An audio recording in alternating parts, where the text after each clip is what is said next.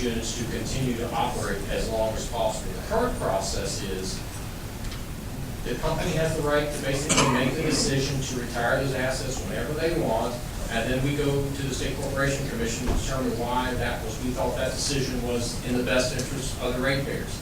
Now we've completely reversed this.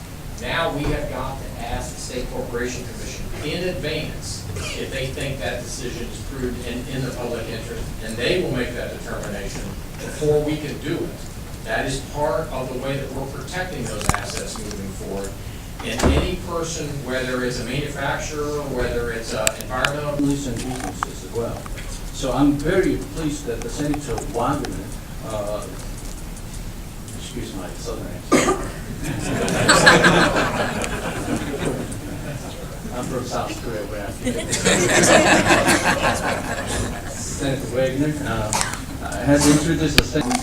To the extent that we don't see those charges, and it's likely we won't see those charges in the next 5 years, Dominion is likely to be on a course to reaping a lot of excess overcharges that the SEC could otherwise return to customers. So again, I please would urge you to ask these questions.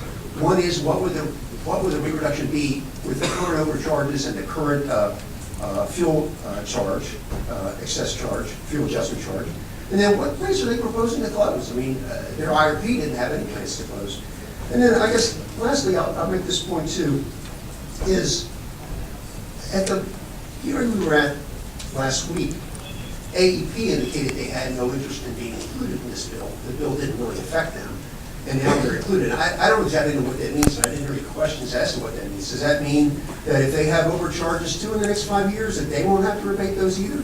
So I would seriously, I ask that you ask those questions of Dominion, because honestly, I think when you get honest answers to those questions, you're going to find that this bill is not a good bill for consumers. Thank you so much. Mr. Chairman, before It had the net effect of increasing that 41.7. Now, they didn't give us a number like they did with the Virginia Power case prior to the 200 feet. But they did, on net, make findings that would have increased that 41.7. So this bill, coming back to where we are, would freeze current base rates for both utilities at an excessively high level. The Commission's authority to order refunds to customers of a portion of any excess earnings produced by these rates will be eliminated after the 2015 biennial review for Dominion and after enactment for APCO, and the authority would not resume until the conclusion of the 2022 biennial review for Virginia Power and the conclusion of the 2020 biennial review for APCO. At the same time, as has been pointed out, we're freezing those base rates. We're not allowing them to be reviewed.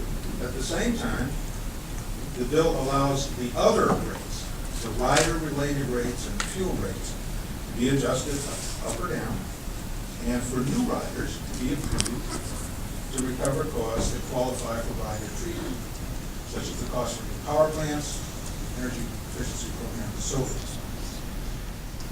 Eliminating or at least reducing the excess in these utilities' current rates could mitigate the impact of a Section 111D rule issued by the EPA.